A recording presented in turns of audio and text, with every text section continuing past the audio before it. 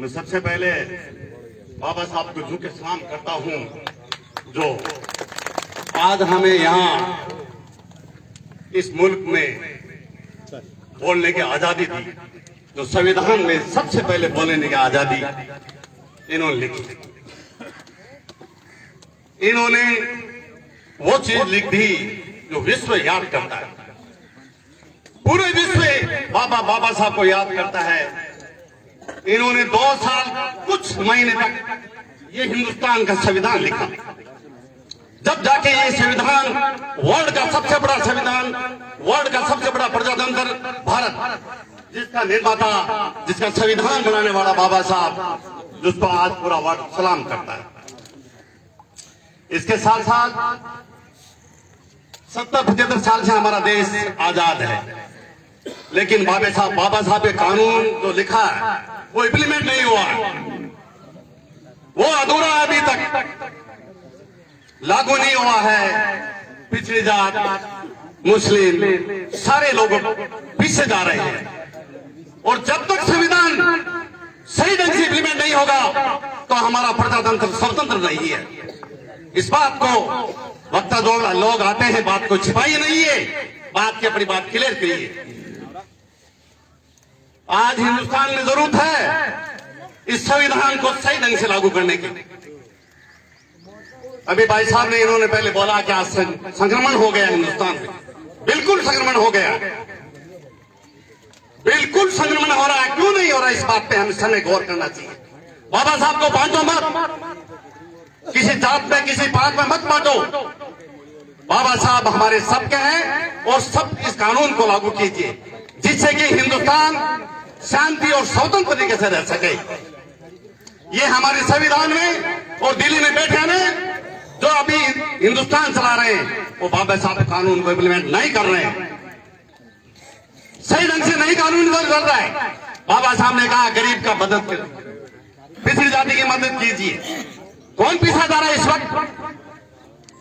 पिछड़ी जाति पीछे जा रही है, बहुत से लोगों भूले जा रहे हैं, बहुत से लोग गिनती नहीं कर रहे हैं। इसलिए मैं कहता हूं कि बाबा साहब के हर गांव में मूर्ति लगाओ और बाबा साहब को याद करो, संविधान की बात रखो।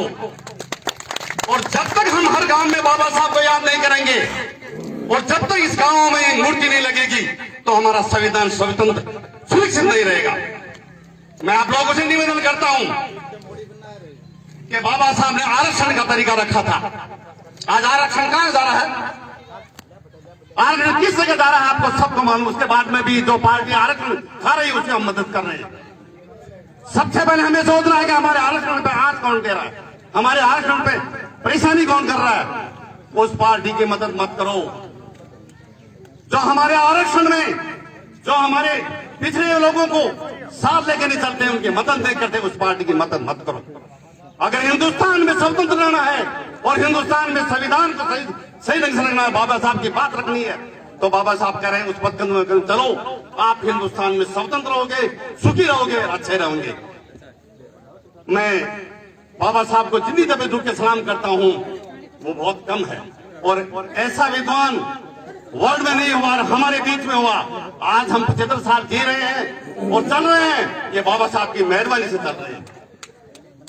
अगर बाबा साहब ये मेहरबानी नहीं रखते संविधान में तो आज हम कितने यहाँ इकट्ठे हो गए, इस तरह से बैठ नहीं सकते। तो मैं आप लोगों से निवेदन करता हूं, मैं थोड़ी सी मेरी बात में कह के समाप्त करता हूं, विराम देने के लिए तैयार हूं। लेकिन मैं 2-3 बातें और कह रहा हूं कि बाबा साहब जो चीज लिखी, आज ये महिलाएं, बच्चे, ये सब हम सब तरीके से घूम रहे हैं, ये बाबा साहब की मेहरबानी है। आज जहां चाहे वहां भूल के बोल रहे हैं, ये बाबा साहब की मेहरबानी है। और आज बाबा साहब की मेहरबानी है तो उस मेहरबानी को हम इम्प्लीमेंट करें हमारे जिंदगी में, कि बाबा साहब ने जो काम किया वो हम करेंगे। और जब तक ये चीज हम हमारे ऊपर इम्प्लीमेंट नहीं करेंगे ना, तो हमारा बार बार चुनाव लड़ाना कोई मतलब नहीं है, कोई मतलब नहीं। जब तक इस बात पे अमल करेंगे कि हमें जात पात से उठ के, धर्म से उठ के और इंसानियत के साथ होके हम एक दूसरे को मदद करेंगे, तब जाके हमारा हिंदुस्तान सही ढंग से बनेगा। और बाबा साहब यही बार बार कह रहे थे कि आप अच्छा काम कीजिए, गरीब की मदद कीजिए, किसी तरह से गलत पार्टी आ जाती है तो उसका विरोध कीजिए, और उस पार्टी को देश को चलाने में बहुत बड़ी दिक्कत आ रही है। आप लोगों से मेरा निवेदन है कि बाबा साहब के कदमों पर चलने की कोशिश करें, और मेरे इस कहने में कुछ गलती हो गई उसके लिए मैं क्षमा चाहता हूं, और मुझे मंच पे बुलाया उन लोगों का आपका बहुत बहुत आभार। और मैं चाहता हूं कि बागेड़ जी जैसे सरपंच, ऐसा मजबूत सरपंच, और जिस तरह से ये लोग काम कर रहे हैं ऐसा हर सरपंच को कोशिश करनी चाहिए। जय राम जी।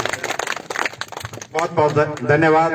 बहुत ही ओजपूर्ण अपने विचारों को यहाँ पर रखा और जो वास्तविकता थी उसको हम सबके सामने रूबरू किया, एक बेबाक तरीके से अपने सही वक्तव्य को हम सब के बीच में ही रखा, जिसको हमने आत्मसात किया। और निसंदेह सरपंच साहब, आप लोग आगे बढ़े, ये जितने भी लोग यहाँ विराजमान हैं आप सबके साथ में रहेंगे हमारे बीच।